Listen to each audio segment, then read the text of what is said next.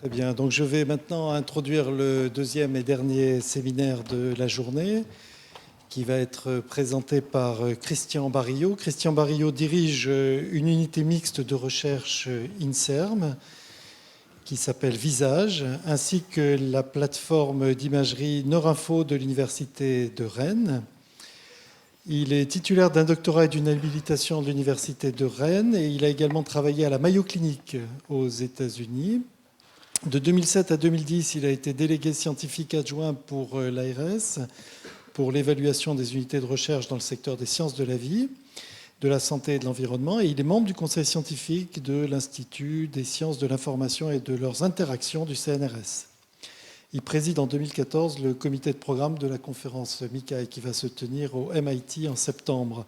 Ses contributions scientifiques s'inscrivent dans le domaine du traitement informatique des images multidimensionnelles pour la médecine, et il s'intéresse tout particulièrement à l'analyse computationnelle des images du cerveau. Il a publié de nombreux articles, a participé au dépôt de nombreux brevets et logiciels en visualisation, segmentation et recalage d'images, et plus récemment dans le domaine de l'IRM, de perfusion et de diffusion. Merci Nicolas pour cette belle présentation. Donc, je vais vous parler aujourd'hui en fait, des biomarqueurs d'imagerie et comment est-ce qu'on va pouvoir les utiliser en fait, dans les pathologies neurologiques. Donc, tout d'abord, quelques définitions simples. Les biomarqueurs, en fait, en règle générale, sont des mesures servant d'indicateurs pour le processus, pour montrer les processus biologiques normaux, anormaux, ou leurs évolutions. Ils servent donc à caractériser la réponse pharmacologique à un traitement. Alors, on peut distinguer trois grandes familles de biomarqueurs. Vous en connaissez très bien au moins deux. Ce sont les paramètres biochimiques ou histologiques issus des prélèvements tissulaires, c'est ce qu'on fait à partir d'une biopsie. Ce sont les paramètres biochimiques cellulaires sur prélèvement de liquide, c'est ce qu'on fait avec une analyse de sang. Et puis enfin, il y a les paramètres morphologiques, fonctionnels, cellulaires ou moléculaires que l'on va détecter par l'imagerie. Et là, on a eu beaucoup d'illustrations en fait, dans les deux exposés précédents. Et donc moi, je vais principalement donc, parler de cette troisième catégorie. Et à travers cette catégorie, en fait, cette présence de biomarqueurs doit être reliée à l'objectif en fait, de pouvoir détecter la pathologie, de pouvoir mieux la prédire, ou tout au moins mieux prédire le degré de risque ou d'évolution de la maladie, de pouvoir mieux classifier la gravité et l'étendue de cette pathologie et d'évaluer la réponse au traitement. Et donc à cette fin, les biomarqueurs doivent être à la fois quantitatifs, doivent être précis, reproductibles et stables temporellement. C'est ce qu'on va essayer de faire en fait, dans l'élaboration en fait, de ces biomarqueurs et surtout dans leur évaluation par rapport à des applications cliniques. Et donc pour ce faire, l'émergence de ces biomarqueurs d'imagerie en fait, nécessite l'intégration étroite entre le producteur de l'image, le capteur d'imagerie, donc le labo d'imagerie, jusqu'au lit du patient. Le capteur d'imagerie, eh bien, on va pouvoir l'optimiser à travers l'usage ou le développement de nouvelles séquences quantitatives. C'est ce qu'on va faire sur l'IRM. À partir de ces séquences, on va pouvoir utiliser des agents de contraste, soit à l'IRM, soit à la tomographie par émission de positons, pour étudier les échelles microscopiques, par exemple à l'échelle cellulaire ou moléculaire. On va pouvoir regarder l'échelle mésoscopique à travers l'analyse des structures et des fonctions. Et puis on va aussi pouvoir réaliser des échelles de population à travers l'établissement en fait, de masses de données, de cohortes, à partir desquelles on va pouvoir faire des études statistiques en utilisant des outils d'apprentissage statistique pour pouvoir derrière déterminer en fait, des biomarqueurs avec leur variabilité dans la population, de la même manière que vous avez des variabilités lorsque vous faites un test sanguin. Et puis enfin, on va vouloir aligner ce que l'on détecte chez le patient par rapport à cette normalité dans la population. Donc je vais principalement m'axer en fait, sur les 4 premiers aspects en fait, de cette chaîne et je vais illustrer ça dans 2 grands domaines. Un premier domaine autour de l'élaboration et l'usage des biomarqueurs d'imagerie dans le domaine de la sclérose en plaques. Donc c'est principalement des marqueurs d'imagerie sur le volet morphologique, cellulaire et moléculaire qu'on va mettre en œuvre.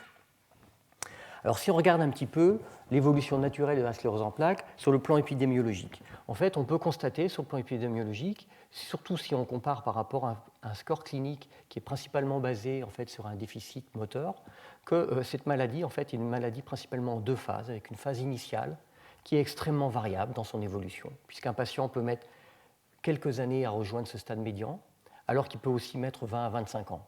Par contre, une fois qu'on a atteint ce stade médian, eh bien, la maladie progresse de manière relativement homogène, ça veut dire qu'on est plutôt dans une phase dégénérative.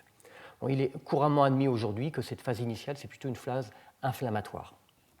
D'où l'idée, bien sûr, en fait, de pouvoir axer en fait, le regard que l'on va avoir en fait, sur les événements les plus précoces. Et ainsi pouvoir réaliser un diagnostic précoce, pouvoir adapter les thérapies plus spécifiques, tout au moins les adapter en fonction du devenir qu'on peut envisager pour le patient, pouvoir mieux prédire la progression de la maladie et pouvoir mieux évaluer les nouveaux protocoles thérapeutiques et notamment les nouveaux médicaments qui arrivent en fait, sur la modification de l'évolution de la maladie. Alors, une première étape dans la recherche de ces biomarqueurs, en fait, c'est de pouvoir segmenter en fait, les lésions, comme a montré Nicolas dans sa présentation tout à l'heure. Alors, pour faire ça, on dispose en fait, à la fois spatialement et temporellement en fait, d'une quantité d'informations, d'une quantité d'images assez importante. Et donc, à travers cette quantité d'images, on va vouloir extraire en fait, les lésions qui vont apparaître comme étant en fait, des événements anormaux, improbables en fait, dans les images, ce qui fait qu'on va plutôt utiliser naturellement en fait, des estimateurs qui vont aller pouvoir modéliser en fait, l'intensité ou l'apparence des tissus, et des tissus qui sont d'apparence normale pour l'œil du radiologue.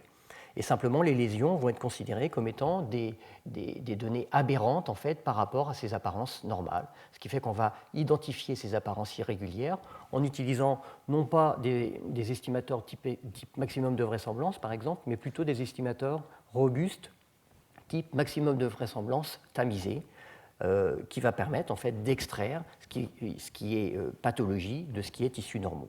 Et à travers l'identification de ces apparences irrégulières, une simple expertise neuroradiologique et un modèle statistique sur cette expertise neuroradiologique nous permet de définir ce qui est lésion de ce qui va plutôt être artefact d'imagerie. Bon, si on applique ça sur les images, bon, je ne l'ai pas dit, mais la première étape, c'est déjà faire un pré-traitement, puisqu'on a pu démontrer, par exemple, que la qualité d'image est essentielle dans l'efficacité de la détection du biomarqueur. Ensuite, si on applique un estimateur de maximum de vraisemblance standard, on voit qu'on a énormément de faux négatifs, par exemple, parce qu'on n'a pas pris en compte la présence des lésions dans le modèle des tissus. Si on applique le maximum de vraisemblance tamisée, eh bien là, à ce moment-là, on a accès à l'ensemble des contours des lésions et on peut calculer ce qu'on appelle une charge lésionnelle qui constitue déjà un premier biomarqueur. Alors, le problème, c'est que cette charge lésionnelle est extrêmement sensible en fait, sur la maladie. On va avoir des évolutions extrêmement rapides en fait, sur cette maladie. Par contre, c'est assez peu spécifique en fait, de la nature de l'évolution et du stade de la maladie. D'où le besoin en fait, de changer un petit peu de paradigme et de pouvoir aller regarder, toujours dans les premiers instants, les patients qui souffrent de syndrome cliniquement isolé pour essayer d'aller regarder en fait, le volet inflammatoire de la maladie dans ces premiers instants. Alors, en neuropathologie, l'inflammation est associée en fait, aux macrophages. Ces macrophages périvasculaires en fait, qui vont migrer en fait, du vaisseau, du sang, vers les tissus neurologiques à travers en fait, la gaine de myéline, la gaine endothéliale. Et cette invasion en fait, des macrophages périvasculaires va anticiper la rupture de la barrière hématocéphalique, puisque la barrière hématocéphalique en fait, va empêcher en fait, aux cellules plus grosses en fait, de migrer en fait, dans les tissus neuronaux. Alors, l'étude de ces dépôts précoces de macrophages doit nous permettre d'avoir une meilleure compréhension en fait, de toute la phase inflammatoire de la maladie. Et comment est-ce que ça se traduit en IRM? Ça se traduit par l'usage d'agents de contraste.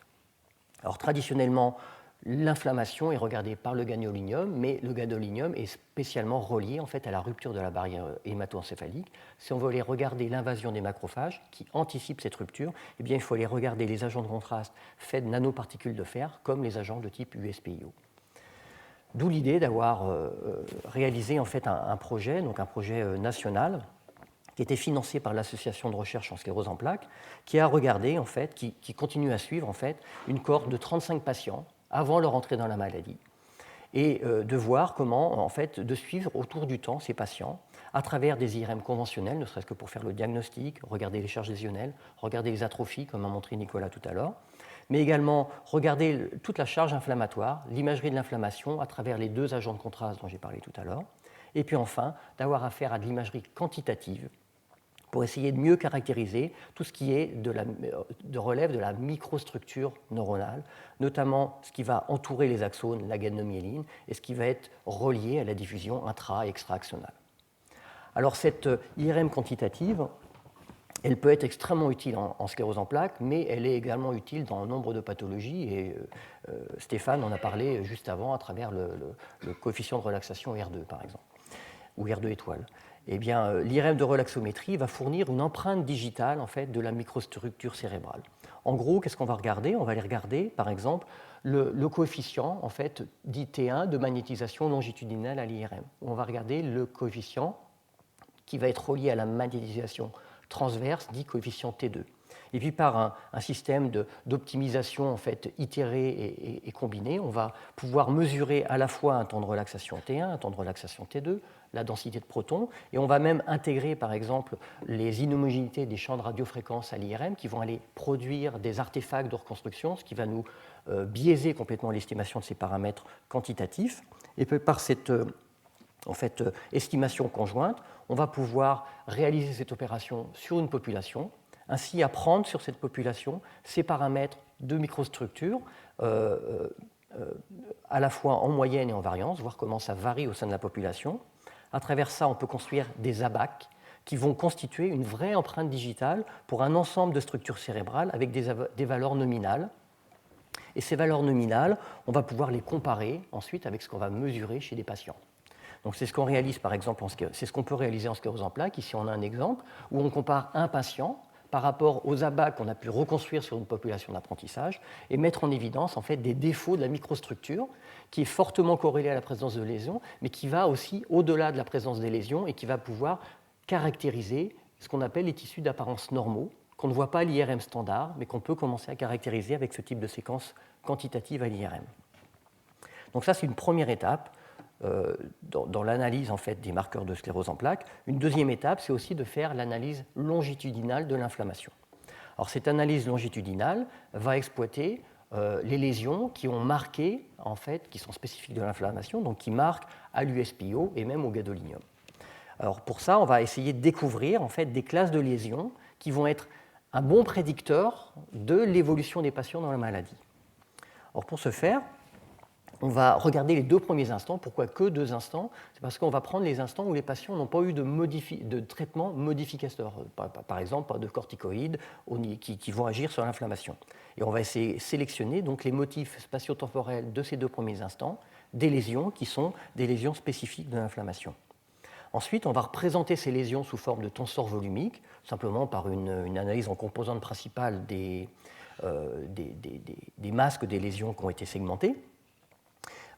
Et puis, en fait, ces lésions vont pouvoir être représentées à travers à la fois leurs valeurs propres, mais également avec des indices, par exemple, d'annularité, puisqu'on peut constater que souvent ces lésions inflammatoires, en fait, ont des formes un petit peu annulaires. Donc, on va constituer de cette manière-là un vecteur, en fait, caractérisant chacune des lésions, et ce vecteur est donc formé, en fait, de ces valeurs propres et de ces coefficients annulaires.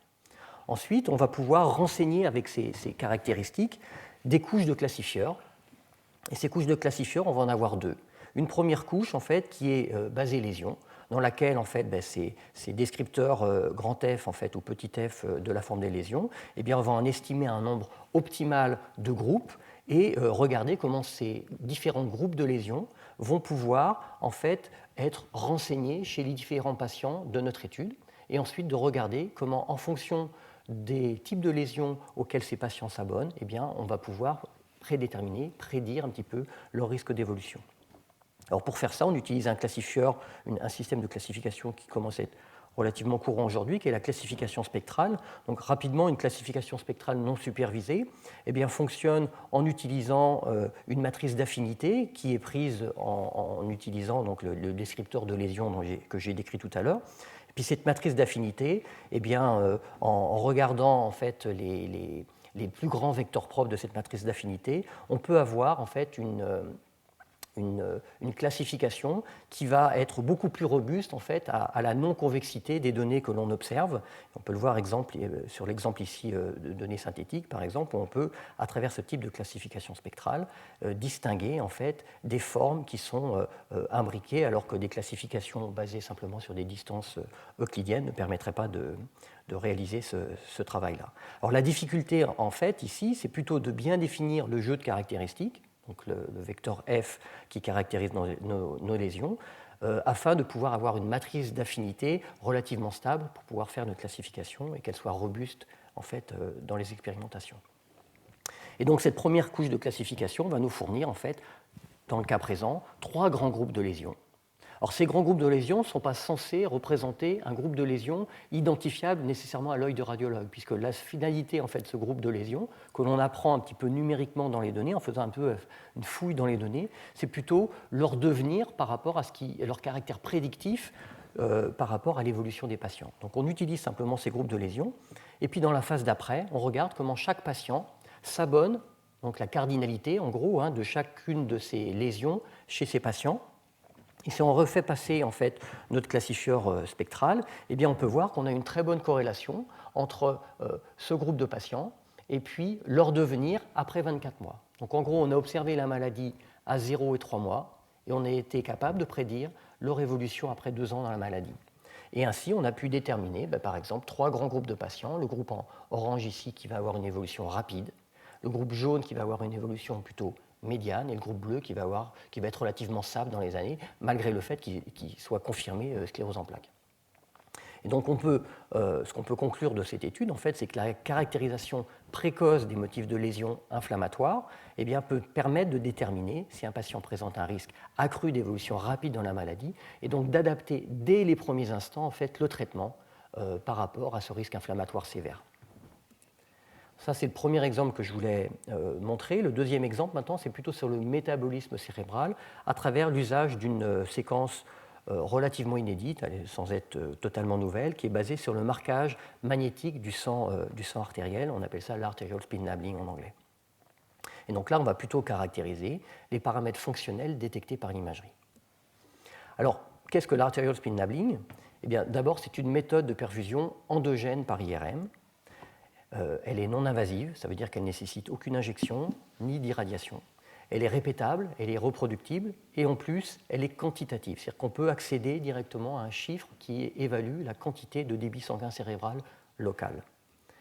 A contrario, elle est avec un très très faible rapport signal à bruit, ce qui fait qu'on va avoir des difficultés justement pour pouvoir estimer en fait, la valeur en chaque point. Alors, on a pu démontrer, en fait, d'autres études ont démontré une très bonne concordance avec le métabolisme du glucose dans le cerveau qui est donné par le FDG-PET, notamment au niveau de la maladie d'Alzheimer ou des démences. Et puis on peut aussi montrer, et c'est ce que je vais illustrer principalement, d'autres applications, notamment dans le domaine des tumeurs cérébrales, de la démence et des dépressions en psychiatrie. Alors comment est-ce que ça fonctionne ? La première étape, en fait, c'est de marquer les protons du sang au niveau du cou avec l'IRM, avec un champ de radiofréquence. Ensuite, on laisse un délai de transit pour que ces protons du sang marqués en fait, aillent perfuser dans le cerveau. Puis ensuite, après un certain temps, on va acquérir la coupe ou les différentes coupes, finalement c'est du 3D, dans le cerveau. Une fois qu'on a fait ça, on refait en fait, l'acquisition au même endroit, mais sans marquage des protons du sang, ce qui fait qu'on va avoir une image contrôle. Il suffit ensuite de soustraire l'image de base contrôle avec l'image après marquage. On a une différence qui va être donc proportionnelle au débit sanguin cérébral local. Simplement, si on fait ça qu'une seule fois, on a une image qui est absolument ininterprétable. Donc il faut répéter. Il faut répéter de 20 à 60 fois. Une fois qu'on a répété ces opérations, on va simplement faire une moyenne et on va avoir une image pondérée en perfusion.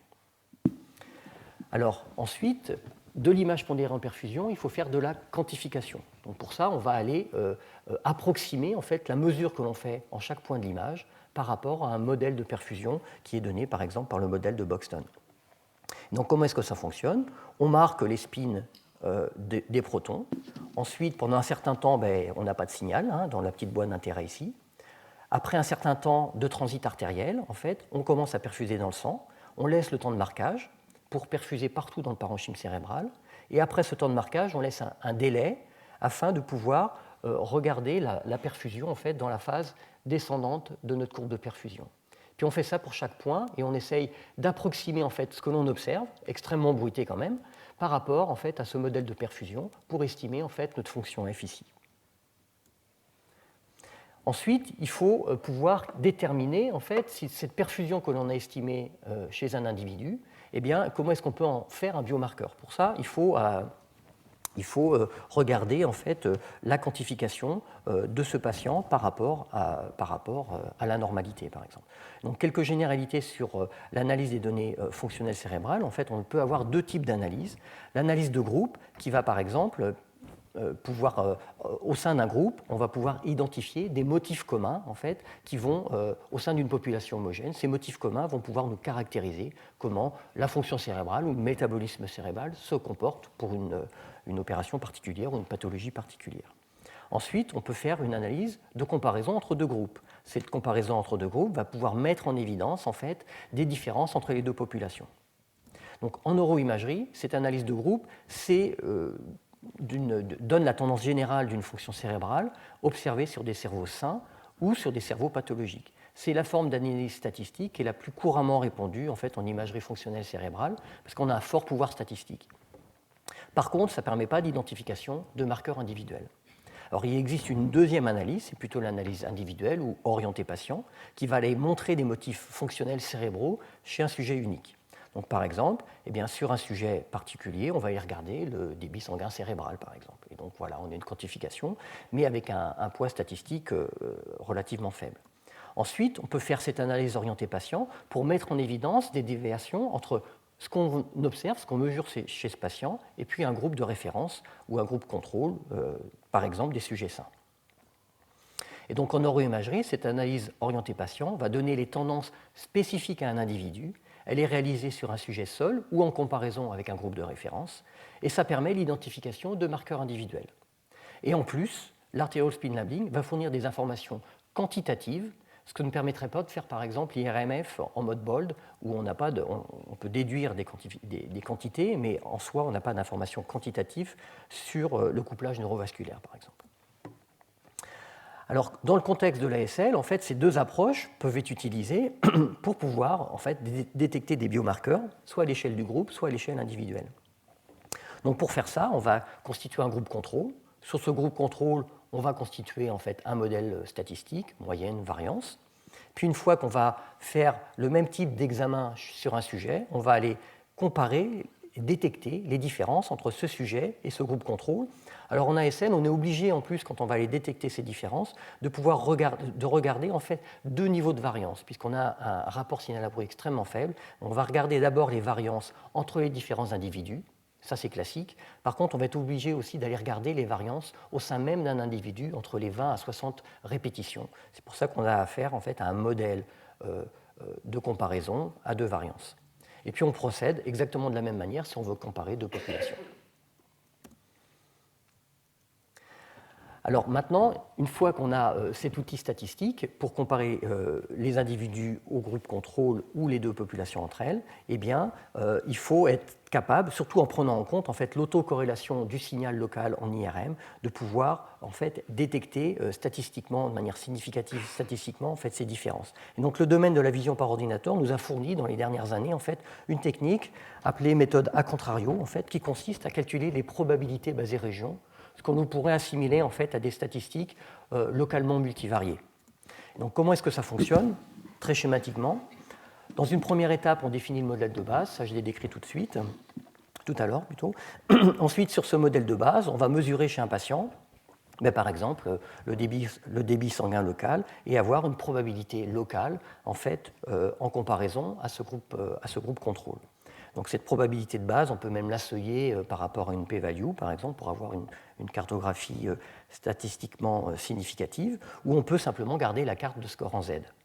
Donc cette carte de score, on va venir renseigner des probabilités plutôt basées à une échelle régionale. On va définir des régions d'intérêt, par exemple des ensembles de sphères locales, Et ces ensembles de sphères, en fait, vont nous permettre en fait, de pouvoir calculer ce qu'on va appeler des événements rares, de nombre d'événements rares, liés en fait, à un certain nombre, à un ou plusieurs seuils statistiques préalablement établis. Et puis ensuite, on va renseigner une loi de Bernoulli avec ces événements rares et puis l'ensemble des événements rares calculés au sein d'une petite région d'intérêt pour avoir une statistique, une probabilité basée région. Ensuite, il suffit simplement de seuiller cette probabilité basée région avec un seuil particulier pour faire une correction des comparaisons multiples, comme on le fait par exemple avec des approches de type bande-Fermi ou FDR ou tests de permutation dans les méthodes univariées. Donc comment est-ce que ça se comporte lorsqu'on applique cette technique-là en fait, sur des données d'imagerie chez des patients? Donc on a validé un petit peu cette procédure sur des tumeurs cérébrales pour lesquelles en fait, on avait accès à de l'imagerie de perfusion, comme l'a montré Stéphane tout à l'heure. Alors sur cette imagerie de perfusion, on voit surtout très bien, en fait, assez bien les hyperperfusions. C'est un peu plus compliqué de délimiter les hypoperfusions. Puis souvent, on est obligé de demander à un neuroradiologue de faire ça parce qu'il est obligé de comparer en fait, un hémisphère par rapport à son hémisphère contralatéral pour faire ce travail. Alors, quand on fait l'analyse automatique quantitative par l'ASL et automatique par la méthode a contrario, des défauts de perfusion par rapport à un modèle normal, eh bien on a automatiquement à ce moment-là en fait, les zones délimitées en hyper et en hypoperfusion qui sont tout à fait en phase avec ce que l'on peut déterminer en fait, avec des approches utilisant des agents de contraste. Et ça, on peut le faire sur une population, on l'a testé sur plus d'une vingtaine de sujets, avec des résultats tout à fait conformes avec des techniques de perfusion dynamique, par exemple. On peut regarder aussi qu'est-ce qui se passe dans le domaine de la démence. Alors, dans la démence sémantique, c'est un travail qu'on a fait avec Serge Béliard et Florence Prigent sur Rennes, où en fait, la démence sémantique, c'est une forme dégénérative rare du lobe frontotemporal qui se traduit en fait par une perte du sens des mots et de certaines connaissances conceptuelles. Donc, l'objectif, c'est de pouvoir différencier, parce que ce n'est pas nécessairement facile au démarrage, cette démence sémantique de la maladie d'Alzheimer. Et donc, pour ça, on peut avoir affaire à des techniques d'imagerie. Et en fait, on a pu donc mettre en évidence, à l'échelle d'un groupe, en fait, que la perfusion cérébrale eh bien, était tout à fait conforme à ce qu'on pouvait observer en regardant le métabolisme du glucose dans le cerveau avec le FDG-PET, avec une mise en évidence, par exemple, d'un hypométabolisme dans le lobe temporal antérieur et plus ou moins dans le lobe frontal antérieur, vers le lobe temporal aussi. Et ça, on peut constater, puisqu'on a aussi un détecteur à l'échelle de l'individu, qu'on est conforme sur le groupe, sur les différents patients de l'étude, en fait, à ce que l'on a pu observer en fait, sur la population de notre étude, avec quelques variabilités individuelles, mais les grandes tendances sont retrouvées aussi à l'échelle de l'individu. Donc on a vraiment affaire à un marqueur individuel dans ce cas-là. Une autre application, c'est plutôt dans le domaine de la psychiatrie, où l'idée ici, dans la psychiatrie, c'est de pouvoir quantifier en fait, le lien entre les dépressions chroniques résistantes et puis le métabolisme cérébral. Ça, c'est un travail que l'on a conduit avec une équipe de recherche en psychiatrie de Dominique Drapier sur Rennes, où l'idée, en fait, c'est de pouvoir... en fait, l'hypothèse sur ces dépressions résistantes, hein, c'est qu'à peu près 10 à 20% des cas en fait, de dépressifs en fait, sont résistants à tout traitement thérapeutique, que ce soit électromagnétique, sismographie, RTMS ou pharmacologique. Et donc l'hypothèse, c'est qu'on a affaire à un état de dérégulation dynamique cortico-sous-corticale. Et on peut mettre en évidence, avec l'artériospin labeling, une hyperperfusion de l'axe amygdalo-hippocampique droit chez les patients résistants, qui est tout à fait conforme à ce qu'on a pu observer justement aussi en imagerie PET sur un métabolisme du glucose, où l'amygdale est associée aussi en fait, à un taux de réponse faible aux électrochocs. Et on peut constater en fait, également, quand on regarde à l'échelle individuelle, exactement en fait, une conformité en fait, avec ce que l'on a vu à l'échelle du groupe. Ça veut dire une implication de l'axe amygdalo-hippocampique et dans une moindre mesure en fait, de la région singulaire. Ici, le résultat sur 2 patients de notre cohorte. On a regardé également ce qui se passait dans d'autres formes dans des formes de dépression qui sont en présence d'apathie, par exemple, où là encore, on peut mettre en évidence en fait, une hyperperfusion des régions de l'hippocampe droit et du singulaire gauche. Là encore, c'est tout à fait conforme avec les schémas classiques de la dépression. Et quand on regarde ce marqueur à l'échelle individuelle, là encore, on trouve une forte conformité en fait, de l'implication des boucles limbiques et paralimbiques. Et donc, pour conclure, ces biomarqueurs d'imagerie en fait, eh bien, servent, on a vu que ça pouvait servir à détecter les maladies, à prédire le degré de risque. Ça a été vu sur l'usage des USPO et des lésions inflammatoires dans la sclérose en plaques. Ça permet de classifier la gravité et l'extension de la maladie et de prédire son évolution. Et donc, ce qu'on veut pouvoir faire dans l'avenir, en fait, c'est d'utiliser ces marqueurs pour évaluer la réponse au traitement. Et donc, c'est de transférer les marqueurs qu'on découvre aujourd'hui en recherche clinique vers le patient. Et donc, un instrument pour faire ça, là simplement comme perspective, en fait, je voudrais décrire un projet un petit peu d'avenir qui place cette dynamique, en fait, qui place l'imagerie et les marqueurs d'imagerie en fait, au cœur d'un processus aussi de traitement, à travers en fait, l'observation en fait, de ce marqueur d'imagerie en temps réel, par le signal et par l'image sous IRM, et de pouvoir en fait, renseigner le patient en temps réel, à travers une boucle de ce qu'on appelle de neurofeedback, en utilisant les techniques en fait, d'interface cerveau-ordinateur qui commencent à émerger aujourd'hui, et de pouvoir en fait, faire interagir le patient dans cette boucle de production du biomarqueur dans un contexte de réhabilitation fonctionnelle ou de réhabilitation dans le contexte de la psychiatrie, par exemple. Voilà, donc je voudrais d'abord remercier mes différents collaborateurs qui m'ont aidé à préparer ce travail, et puis je remercie Nicolas pour m'avoir invité.